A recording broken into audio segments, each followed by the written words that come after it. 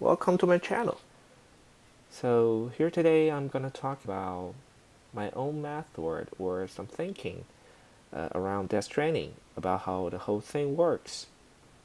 Well, it will never cover every aspects and details in the game, but it's just a broad thinking about how the whole world constructed and why people are doing, should I say, why Sam is doing the stuff we see in trailer 4.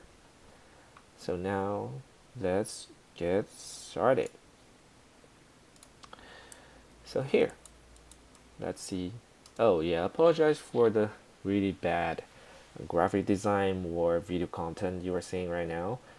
Just because I don't have the capabilities to do a much well organized or beautiful video because of time, skills, and budget, stuff like that.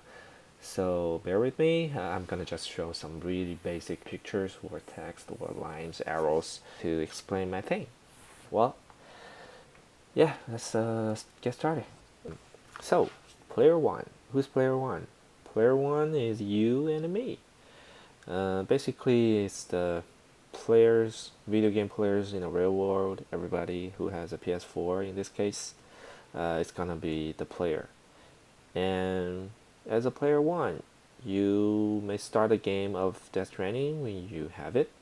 And when you start a game, you get into the game as Sam. And what I mean is that you're gonna play the game as Sam, and you will become Sam. However, this is not just the case. So you are playing the same in the game. So this Sam in the game has their own world. So in this space, there is a Sam which is played by you, and this is not just the only Sam. Just like there are you, just like you are not the only player in the world, the real life world we are living in. There are some other players, and because of that, there are some other Sams as well. And out of those are the community of Death Stranding, and you guys play Death Stranding game from your own PS4. And then what do you do?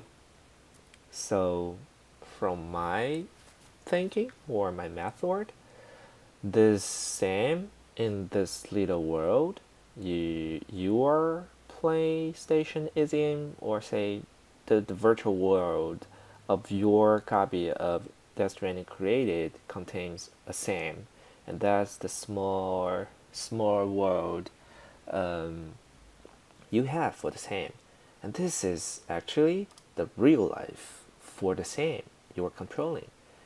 And there are many different instances of Sam living in their real life inside the game.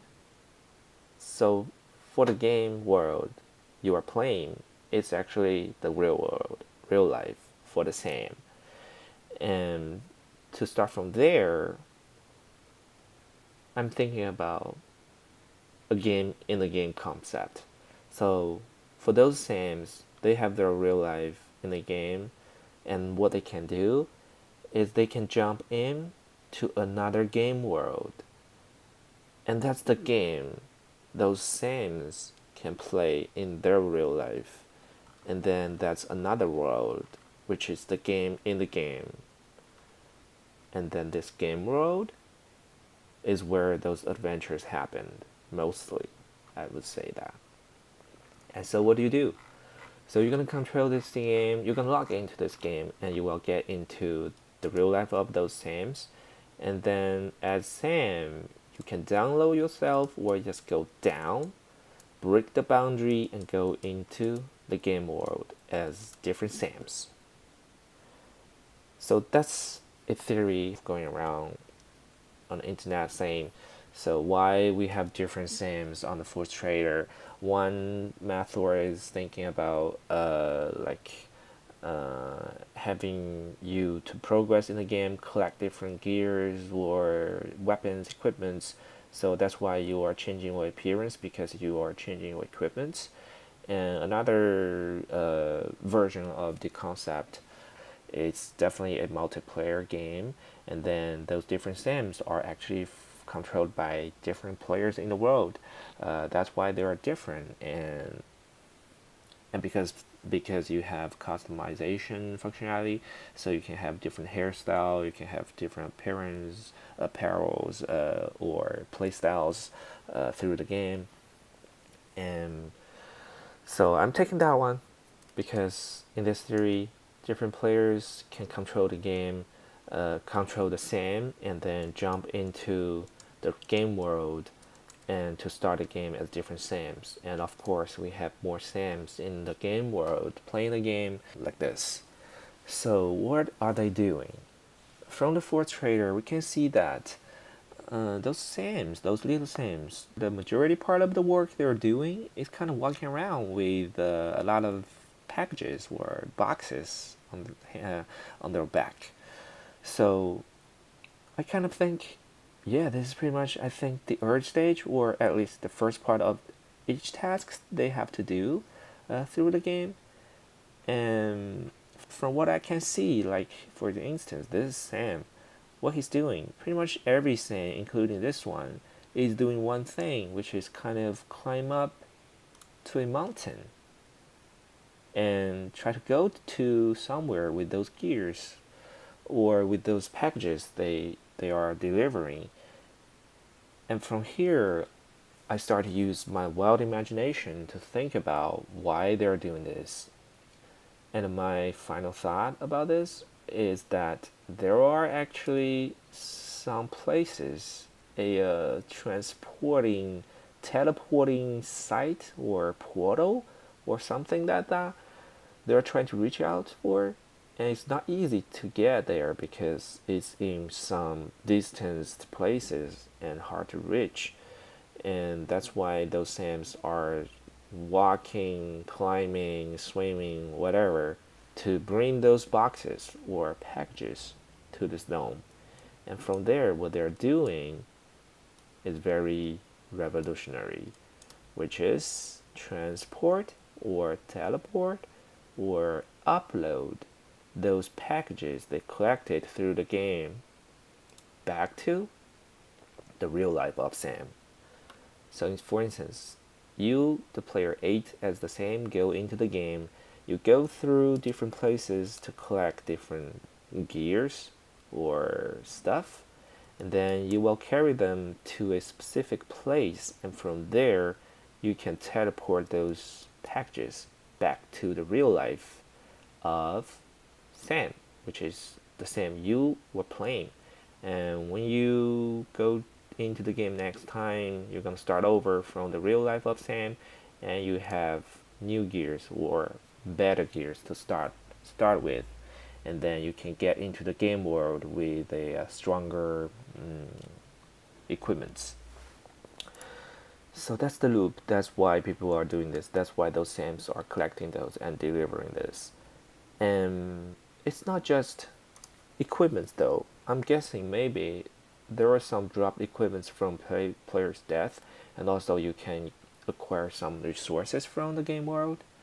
Um, like there are a lot of theories on on the internet talking about, also Kojima himself talking about how your death is not the reset or go back to original thing. It's pretty much a permanent mark on the land or on the game world, and then you can go back to your dead body and retrieve your equipment.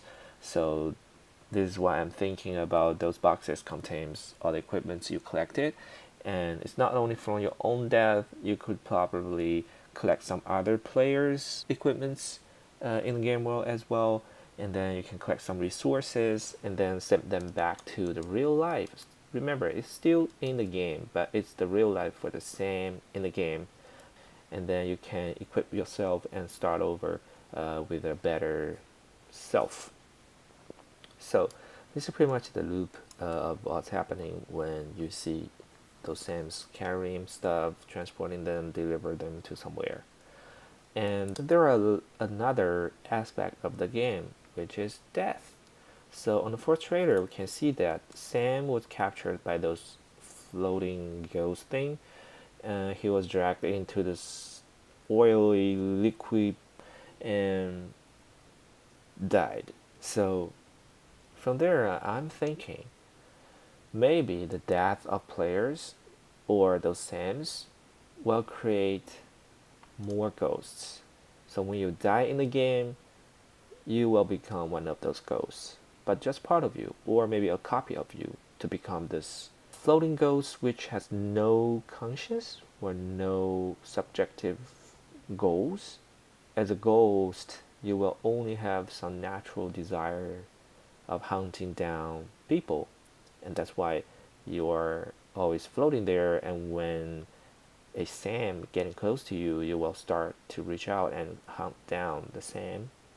And this Sam can be you, the player, one or two or three, or anybody who's playing the game. And in this way, we players actually are the main source or the starting point of those floating ghosts. We are creating the enemies on our own by failing in the game.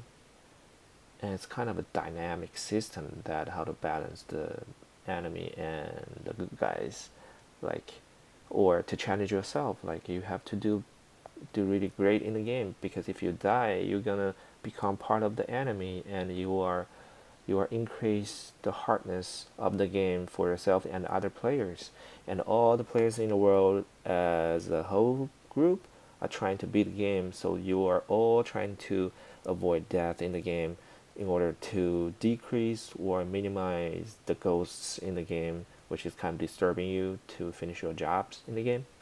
And that's pretty much the death life equipment circle here I'm imagining about.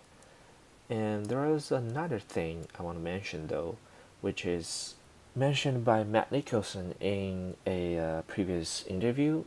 He's talking about the ultimate goal of this game by connecting people's world.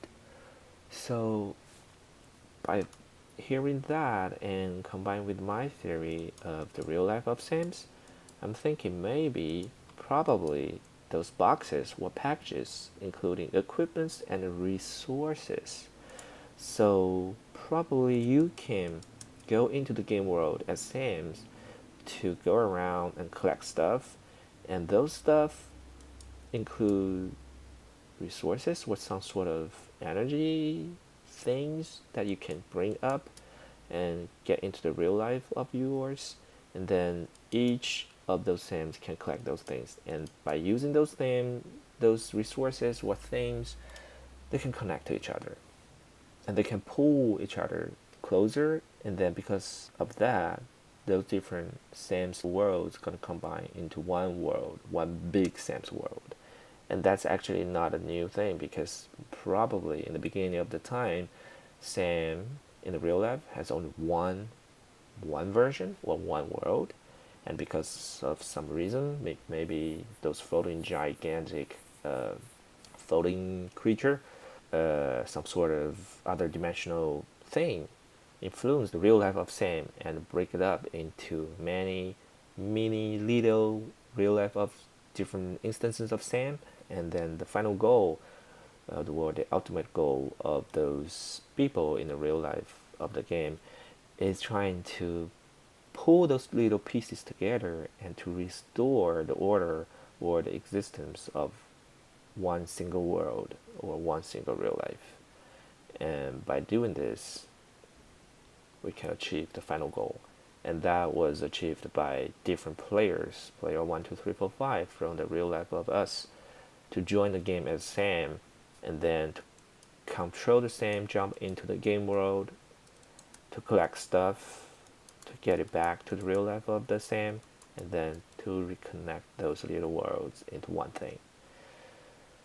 So that's pretty much it.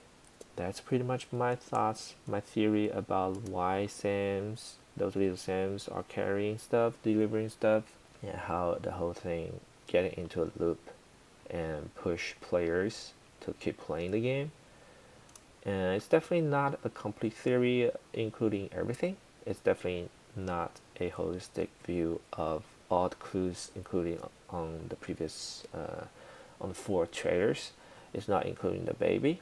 It's not including other characters' strange behavior. This is pretty much my thought.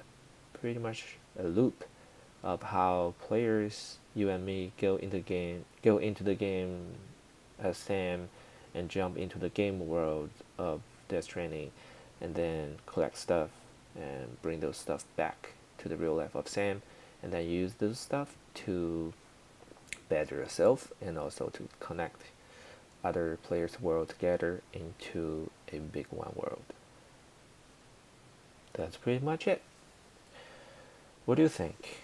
I know this is kind of strange concepts, and definitely I have no confidence it's gonna be the real thing or final thing, but I think it's interesting to think about this and to present this to you, so you can think about your own version of this world.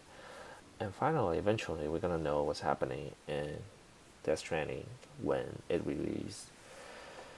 So thanks for watching, and if you like this video or you found this video interesting, hit the like button, and if you like my channel, hit subscribe, so next time when I upload my second video, you will see it on your homepage of your YouTube eventually, hopefully. Yeah, pretty much that's it for today. Thanks for watching again, and see you next time.